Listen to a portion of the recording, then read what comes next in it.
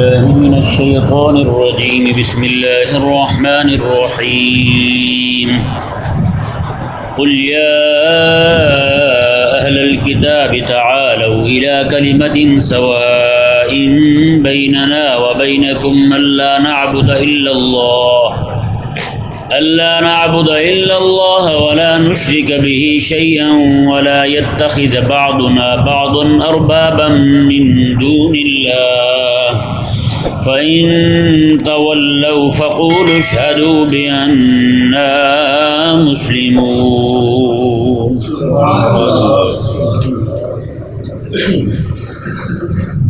اہل کتاب کے ساتھ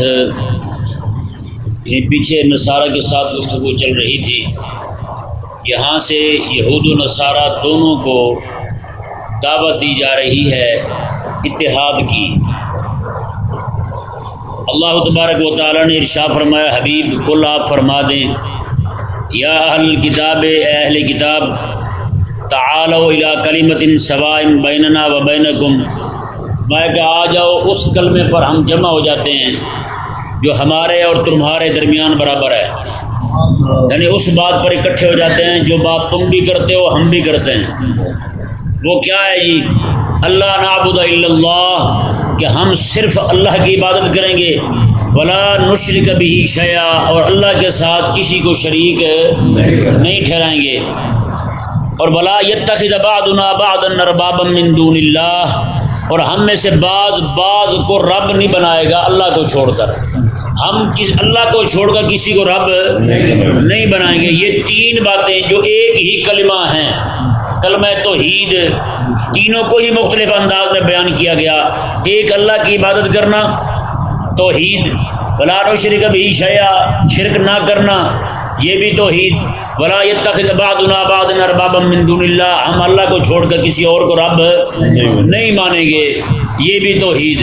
یعنی توحید کا مسئلہ جو ہے وہ تین مختلف زاویوں کے ساتھ بیان کیا گیا کیونکہ یہودی بھی اسی بات کے مدعی تھے کہ ہم توحید کے ماننے والے ہیں اور یہ نصارہ جو تھے وہ بھی اسی بات کے دعویٰ دار تھے کہ ہم توحید کے ماننے والے ہیں. اللہ تبارک و تعالیٰ نے ارشاد فرمایا حبیب پیارے علیہ السلام کا بھی یہی دعویٰ ہے تو پھر آپ انہیں کہیں جو ہماری مشترکات ہیں توحید والی انہی پہ جمع ہو جاتے ہیں، توحید والی بات پہ جمع ہو جاتے ہیں. پھر جو چیزیں تم میں توحید کے خلاف ہوں وہ ہم تمہیں بتا دیں گے تم انہیں چھوڑ دو. اور برسبیل تنزل برسبیل تلطف کوئی بات اگر تمہیں ہمیں معلوم ہوئی کہ ہم توحید سے ہٹے ہوئے ہیں تو ہمیں بتا دینا ہم انہیں چھوڑ دیں. تعالوا الی کلمۃ سواء بیننا و بینکم اور تم آؤ تو صحیح کلمہ توحید پر جمع ہو جاتے ہیں. ظاہری بات ہے اب یہودی جو ہیں وہ جب اس بات پر آتے دعویٰ تو تھا ان کا توحید کو ماننے کا، جب وہ آتے اس بات پر کہ حبیب کریم صلی اللہ علیہ وسلم کو کہتے ہیں جی آپ بتائیں ہمارا کون سا کام ایسا ہے جو ہم نے رب تبارک و تعالیٰ کی توحید کے خلاف کیا ہوا ہے، یہ تو ہمارا وہ پختہ عقیدہ ہے اس میں رتی برابر بھی ہم دائیں بائیں نہیں ہو سکتے. تو بتائیں جن یہودیوں نے حضرت سیدنا عزیر علیہ السلام کو رب کا بیٹا مانا ہوا تھا یہ کہاں توحید تھی؟ اور ولا یتخذ بعضنا بعضا اربابا من دون اللہ اللہ کو چھوڑ کر اوروں کو انہوں نے رب بنایا ہوا تھا. یہ بھی ذہن میں رہے. حضرت سیدنا عدی بن حاتم رضی اللہ تعالیٰ عنہ آقا علیہ السلام کے بڑے عظیم صحابی ہیں. یہ پہلے نصرانی تھے، حاتم طائی بھی نصرانی تھا. یہ عدی بن حاتم رضی اللہ تعالیٰ عنہ جب آقا علیہ السلام کے پاس آئے نا تو انہوں نے ایک اشکال پیش کیا کہ آپ یہ قرآن کا الزام ہے نصرانیوں پر کہ انہوں نے اللہ کو چھوڑ کر اوروں کو رب بنا لیا ہے، اللہ کو چھوڑ کر اوروں کو لوگوں کو رب مان لیا ہے. یا رسول اللہ صلی اللہ علیہ وسلم میں تو ان میں رہا ہوں، میں نے تو کہیں بھی نہیں دیکھا کہ اللہ تعالیٰ کے علاوہ کسی اور کو رب مانتے ہوں. یہ حدیث پاک ترمذی میں موجود ہے، ذرا غور سے سماعت فرمائیں. کریم آقا صلی اللہ علیہ وسلم نے ارشاد فرمایا کہ کیا آپ کے نصرانیوں میں ایسا ہے کہ جو کچھ ان کے مولوی ان کے مفتی ان کے صوفی پیر بزرگ جتنے بھی ہیں جو بھی آج کے حساب سے نام لیں ان کا درویش جو ہیں تمہارے جو کچھ وہ کہہ دیں اسی کو وہ حلال اور جو کچھ وہ کہہ دیں اسی کو وہ حرام نہیں سمجھتے؟ انہوں نے کہا یہ تو ہے میں ایک طرف رب نے کسی چیز کو حلال کیا، دوسری طرف ان کا مولوی پیر صوفی مفتی حلال کہہ رہا ہے، وہ رب کے حلال کردہ کو حرام کہہ رہا ہے، رب کے حلال کردہ کو چھوڑ کر مولوی کے فتوے پر اسے حرام کہہ لیں گے۔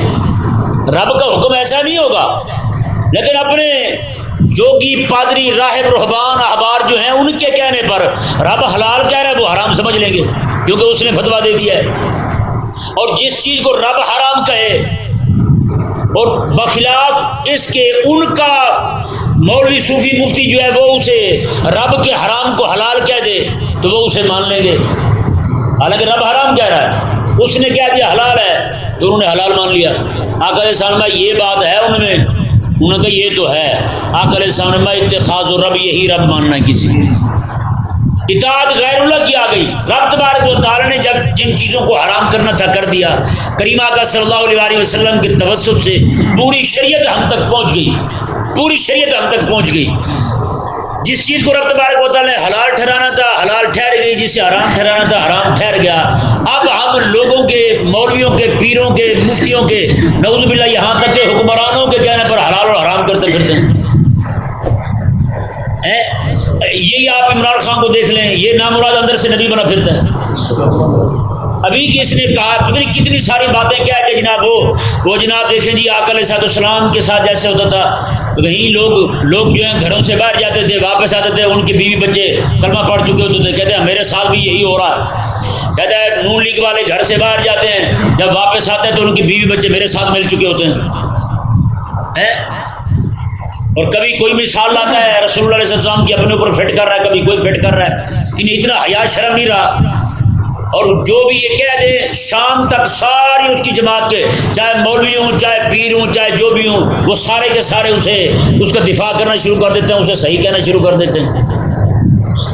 عجیب بد دماغ جمع ہوئے ہیں سارے یہاں، اور جس چیز کو وہ حرام کہتے ہیں وہ حرام ہو گئی، جس چیز کو وہ حلال کہتے ہیں وہ حلال ہو گیا۔ اور کئی بار یہ کہہ چکا کہ اللہ تبارک و تعالیٰ میری بھی پرورش ایسے ہی کرتا ہے، یعنی مجھے بھی اللہ تبارک و تعالیٰ ایسے تربیت دے رہا ہے جیسے اللہ تعالیٰ نے اپنے نبی کو تربیت دی ہے۔ یہ کہاں لے کے جا رہے ہیں بات کو؟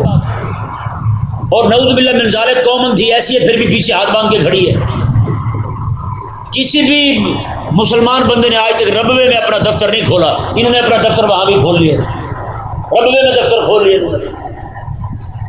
اور قوم ہے ایسی لٹو بنی بیٹھی ہے، انہیں سمجھ نہیں آتی۔ ایک پنجاب کا ایک بہت لاہور کے گرد ایک پیر ہے بہت بڑا، وہ نامراد اس کے ساتھ ملا ہے، اس کی جماعت کا ایک مولوی ہے بہت بڑا، اس سے کسی نے کہا کہ یہ پیر صاحب جو ہیں آپ کے ادھر مل گئے عمران خان کے ساتھ، تو یہ تو جائز نہیں ہے آپ کا پھر اس طرح کرنا، پیر صاحب کیوں مل گئے ہیں اس کے ساتھ، آپ کو نہیں پتا وہ تو لپاڑا بندہ ہے۔ تو آگے سے اس نے کہا کہ ہمارے پیر صاحب کو رسول اللہ نے حکم دیا ہے، رسول اللہ نے حکم دیا کہ تو اس کے ساتھ مل جا۔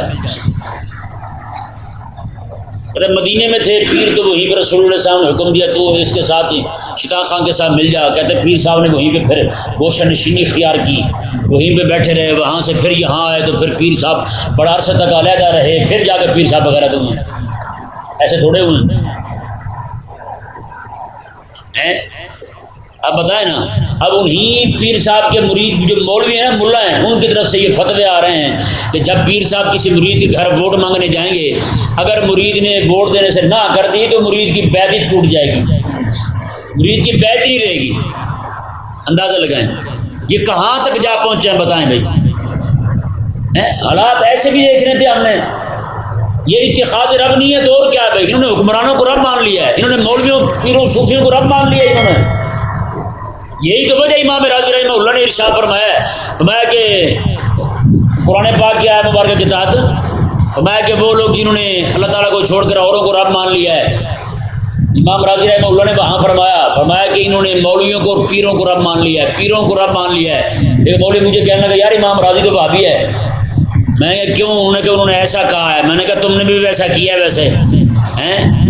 میں صحیح کہہ رہا ہوں، ایک بندے کے سامنے حدیث پاک بیان کی گئی، کہا یہ رسول اللہ علیہ السلام کا فرمان ہے، وہ کہتا ہے میرے لیے میرے پیر کا حکم بڑا ہے۔ بتائیں کیا ہے یہ؟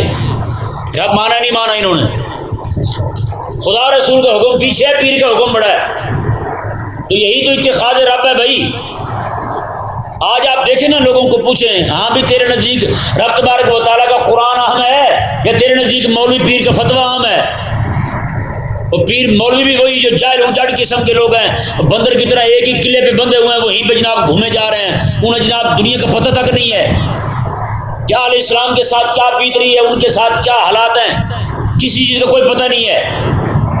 وہ بیٹھے ہوئے ٹٹی پوٹی کے مسائل بیان کر رہے ہیں، ان کے پاس لوگ آتے ہیں، آگے پوچھتے ہیں ہاں جی وضو کیسے ٹوٹتا ہے، وضو ٹوٹ جائے تو پھر کیا ہوتا ہے، یہ پوچھتے ہیں، یہ نہیں پوچھتے یہ خلافت ٹوٹی ہے اس کا کیا کرنا ہے، روزہ ٹوٹ جائے اس کا کفارہ پوچھتے ہیں، خلافت ٹوٹ جائے اس کا کفارہ ہی نہیں پوچھا کسی نے۔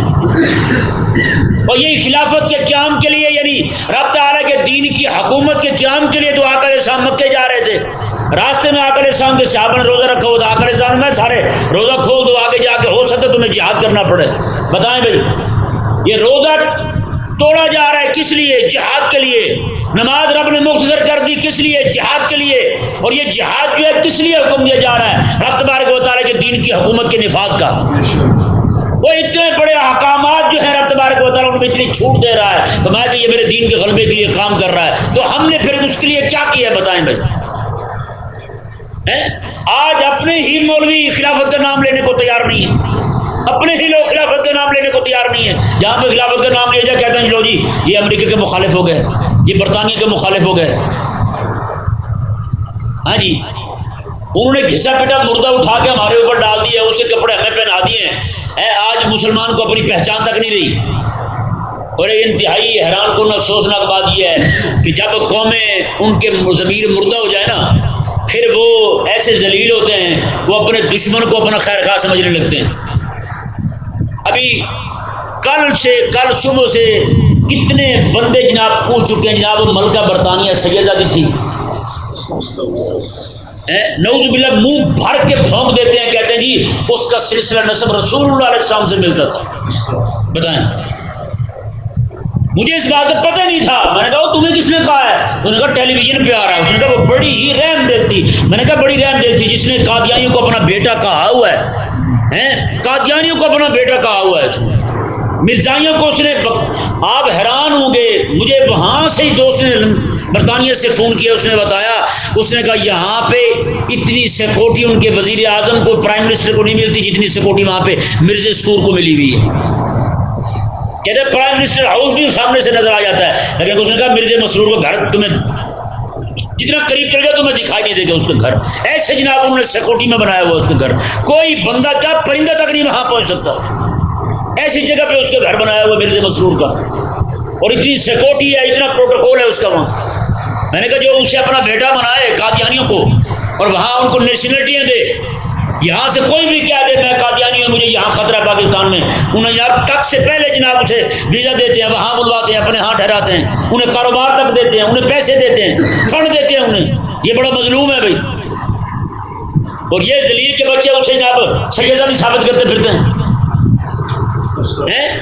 جو اتنی بڑی اسلام کی دشمن ہو۔ ہمارے بزرگوں نے لکھا ہے، انہوں نے کہا پوری دنیا کے اندر اسلام کے خلاف کہیں بھی سازش ہو، پیچھے برطانیہ کا ہاتھ ضرور ہوگا، برطانیہ کا ہاتھ ضرور ہوگا پیچھے۔ آپ کو نہیں پتا خلافت جو ہے اسے توڑنے میں کس کا ہاتھ ہے؟ خلافت توڑنے میں برطانیہ کا ہاتھ ہے۔ ہم فرے کہاں کا تھا؟ وہی کا تھا، اور انہیں باقی جو 5 جاسوس اہل اسلام کی مملکتوں میں بھیجے تھے وہ انہی کے تھے سارے۔ اور یہاں ہندوستان میں سنیوں کی حکومت توڑنے والا یہ برطانیہ کے بدماش تھا، اور آج ہم انہی کو جناب اپنا خیر کہا، کہتے بڑی رحم دل تھی۔ یہ کہاں پہ پروگرام چل رہے ہیں؟ آپ کے پاکستان کی ٹیلی ویژن پہ چل رہے ہیں، پاکستانی ٹیلی ویژنوں پہ چل رہے ہیں، اور اسے جناب نعوذ باللہ بنو ہاشم سے ثابت کیا جا رہا ہے۔ عجیب نظام ہے، اتنے بھی پاگل ہوتے ہیں بندے۔ اور یہ میں نے پہلے آپ کو بتایا تھا، کئی بار بیان کیا آپ کے سامنے کہ ابو جہل جو ہے اس کی تو برسی منائی جاتی ہے پاکستان میں، اسلام آباد کے اندر۔ بڑے بڑے جناب اینکر ٹی وی میں بیٹھنے والے، اپنے آپ کو خوش اخلاق کہنے والے، وہ بھی جناب اسے شہید کہتے ہیں، شہید بدر کہتے ہیں، وہ وطن کے لیے شہید ہوا تھا۔ ظاہری بات ہے صحابہ کرام علیہ رضوان تو وطن کے لیے شہید نہیں ہوئے، وہ تو دین کے لیے شہید ہوئے ہیں۔ یہ ہے وطن پرست مشرک، انہیں تو اپنے وطن کی ضرورت ہے نا، انہیں اسلام کی ضرورت ہی کہاں ہے؟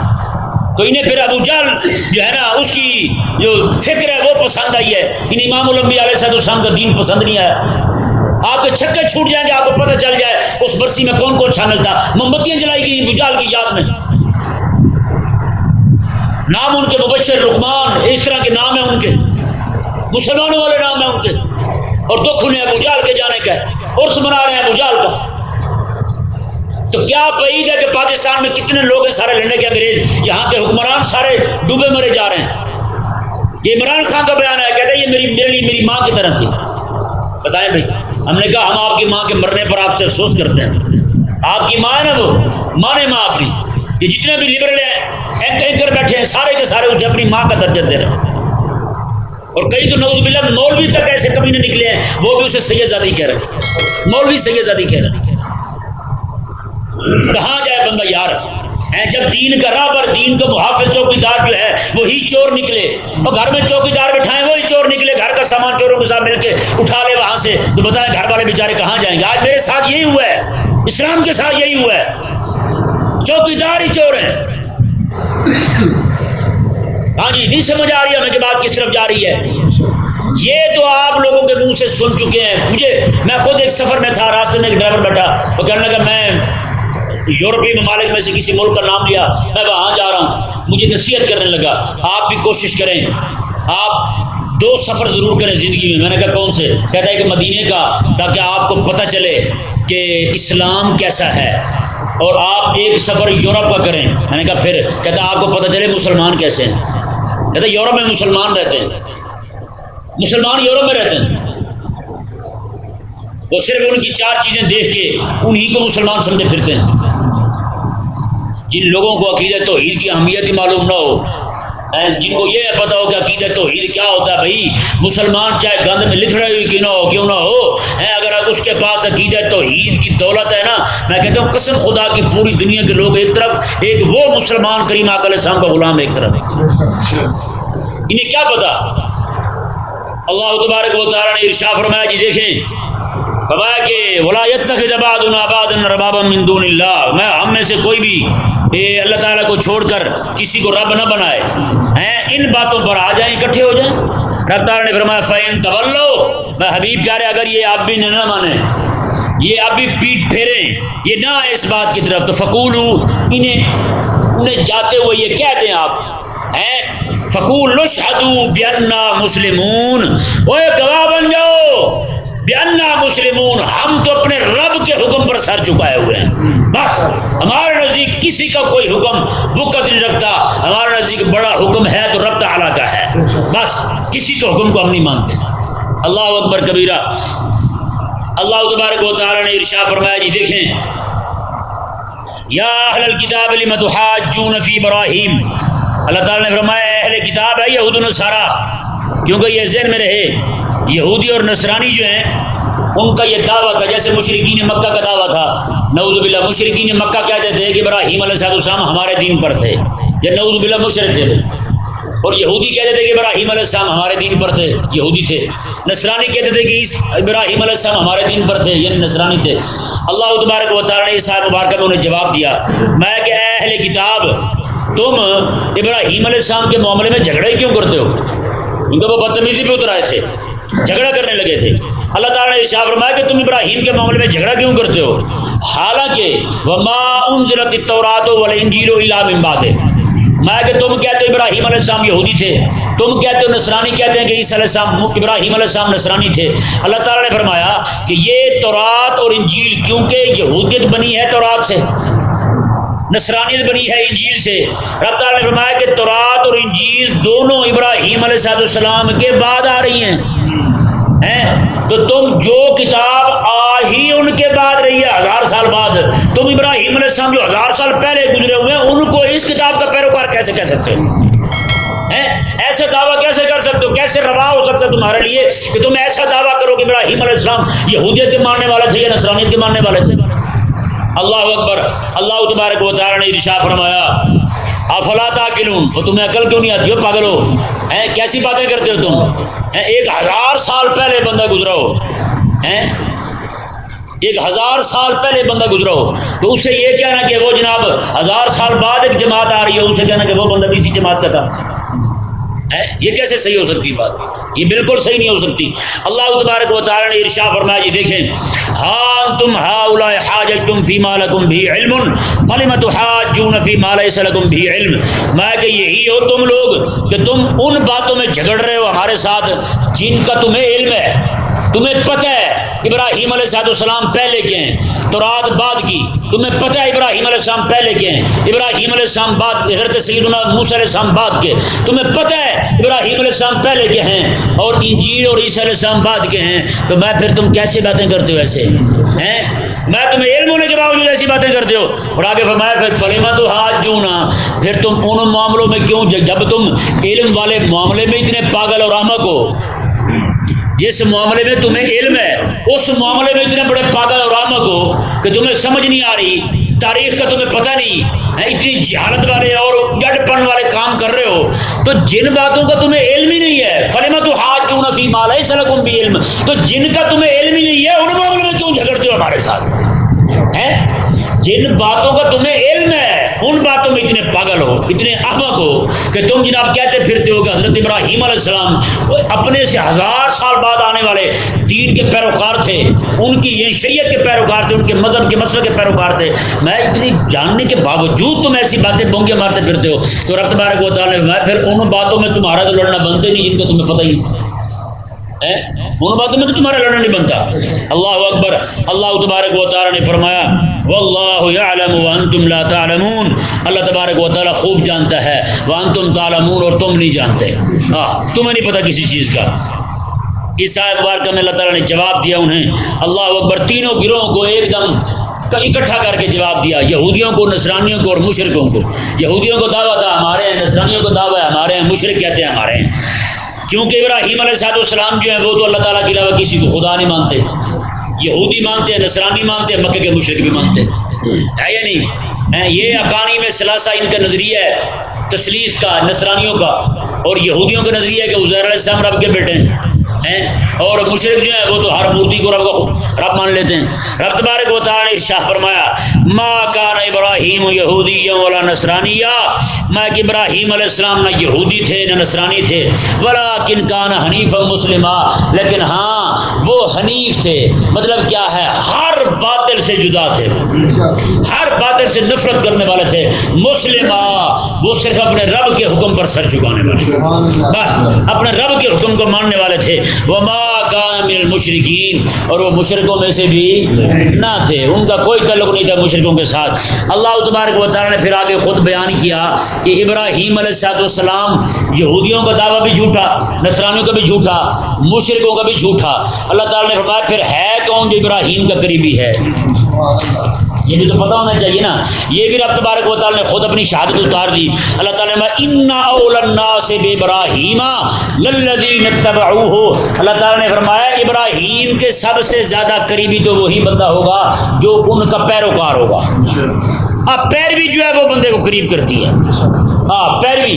میں تم نے تو خدا تعالیٰ کے علاوہ اور الہ بنا رکھے ہیں، اللہ تعالیٰ کے علاوہ اور رب بنا رکھے ہیں، تم نے اپنے حکمرانوں کو رب مانا، تم نے اپنے مولویوں، صوفی، پیروں، جوگیوں کو رب مانا، تم کہتے ہو کہ ہم ابراہیم علیہ السلام کے دین پر ہیں، وہ ہمارے دین پر تھے، نہ نہ نہ، ابراہیم علیہ السلام کے ماننے والے کون ہیں؟ میں وَهَٰذَا النَّبِيُّ وَالَّذِينَ آمَنُوا، میں کہ یہ نبی علیہ السلام ابراہیم علیہ السلام کے سب سے قریبی ہیں، اور اس نبی پر ایمان لانے والے ان کے زیادہ قریبی ہیں۔ آقا علیہ السلام ان کے قریبی ہیں، اور آقا علیہ السلام پر ایمان لانے والے چاہے قیامت تک آنے والے لوگ ہی کیوں نہ ہیں، جن کا یہ اعلان ہے لا الہ الا اللہ، وہ سارے کے سارے ابراہیم علیہ السلام کے قریبی ہیں، وہ سارے ابراہیم علیہ السلام کے دین پر۔ اللہ اکبر کبیرہ۔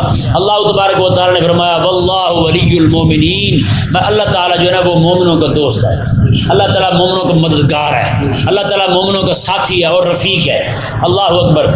آگے اللہ تبارک و تعالیٰ نے بات کھولی، فرمایا کہ یہ جو یہودی اور نصرانی ہے نا، میں یہ جو آ کے آقا علیہ السلام کے پاس بحث مباحثہ کر رہے ہیں نصرانی، اور بڑی دیر سے بحث چل رہی ہے، کتنی ساری آیات کریمہ جو ہیں ان کے سامنے پڑھ دی گئی، آقا علیہ السلام ظاہری بات ہے اس کے علاوہ بھی تو گفتگو فرماتے ہوں گے، اتنی لمبے چوڑے اتنے سارے دن وہاں رہے۔ اللہ تبارک و تعالیٰ نے ارشاد فرمایا یہ لوگ نہ مباحثے سے مانتے ہیں، نہ مناظرے سے مانتے ہیں، اور نہ ہی مبالغے سے مانتے ہیں۔ اللہ تعالیٰ نے ارشاد فرمایا حبیب پیارے ان کا مقصد ماننا نہیں ہے، یہ شرارتی ہیں، شرارت کرنے آئے ہوئے ہیں۔ یہ کیا کرنے آئے ہوئے ہیں؟ شرارت کرنے آئے ہوئے ہیں۔ اللہ تبارک و تعالیٰ نے ان کی شرارت کو کھولا۔ وہ کیسے جی؟ بدت طائفۃ من اہل الکتاب لو یضلونکم، اللہ تعالیٰ نے فرمایا کہ ان اہل کتاب کا، یہودیوں اور نصرانیوں کا ایک گروہ یہ چاہتا ہے لو یضلونکم، کاش کہ تم راہ حق سے ہٹ جاؤ، تم یہ دین چھوڑ دو۔ یہ یہودیوں اور نصرانیوں کا ایک گروہ یہ چاہتا ہے، یہ ذہن میں رہے، یہ گروہ ان کا جو اہل اسلام کو دین حق سے علیحدہ کرنے والا، یہ گروہ ہمیشہ ہر دور میں رہا ہے، آج بھی وہ ہے، آج بہت زیادہ کام کر رہے ہیں یہودی، نصرانی، مشرک، ہندو تک اہل اسلام کو اسلام سے پھیرنے کے لیے شدید تحریک اٹھا کے دیکھیں آپ کیا ہے، اتنی تحریکیں ان کی کام کر رہی ہیں مسلمانوں کو اسلام سے پھیرنے کے لیے، اور اتنے مختلف جناب طریقوں سے اہل اسلام پر حملہ آور ہے۔ یہ الگ بات ہے کہ ہمیں سمجھ نہیں آ رہی ہے، ہماری مسلمان لڑکیوں کو پیار کے پھندے میں پھانس کے ان کے ساتھ نکاح کر کے شادیاں کر کے ان کو جناب اسلام سے پھیرنے کی کوشش کی جا رہی ہے۔ جاتی ہوئی لڑکیاں جناب باہر سے نکلتی ہیں، گھر سے باہر نکلتی ہیں، برقعے میں ہوتی ہیں، برقع پہنے لڑکیوں کو خاص طور پہ وہاں سے اٹھا لیتے ہیں، وہ ہوٹلوں والے ان کے ساتھ ملے ہوئے ہیں، آگے پولیس ان کے ساتھ ملی ہوئی ہے، مسلمان بیٹیوں بہنوں کے ساتھ یہ ہو رہا ہے، اور جناب ان کی گندی موویاں بنا کے انہیں جناب پھر جناب ایسا ایسا کر کے اپنے مذہب کی طرف پھیرا جاتا ہے۔ بتائیں یہ سارا کچھ کہاں ہو رہا ہے؟ یہ وہاں ہو رہا ہے جہاں پہ اہل اسلام کی 1000 سال حکومت رہی ہے۔ آج ہماری غیرت کا ایسا جنازہ نکلا ہے، پتہ تک نہیں، کوئی پوچھتا تک نہیں۔ ایسے لوگوں کو نا جواب جو آ کے ایسے مسئلے پوچھتے ہیں، جیسے میں نے ابھی پوچھا وضو ٹوٹنے کا مسئلہ پوچھتے ہیں، لیکن خلافت کا مسئلہ نہیں پوچھتے، وہ کیسے ٹوٹی، وضو کیسے کیسے ٹوٹتا ہے وہ پوچھ لیتے ہیں، خلافت نہیں پوچھتے۔ خلافت کی بات جو آ کر پھاڑ بیٹھے ہیں مسلمان، یہ نہیں پوچھتے کہ اس کو پیوند کیسے لگیں گے، اس کی سلائی کیسے ہوگی۔ ایسے لوگوں کو حضرت عبداللہ بن عمر رضی اللہ تعالیٰ عنہما نے جواب دیا تھا۔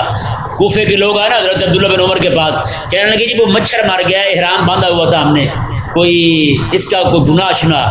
آپ نے فرمایا اے کہاں سے آئے ہو؟ انہوں نے کہا جی کوفے سے آئے ہیں۔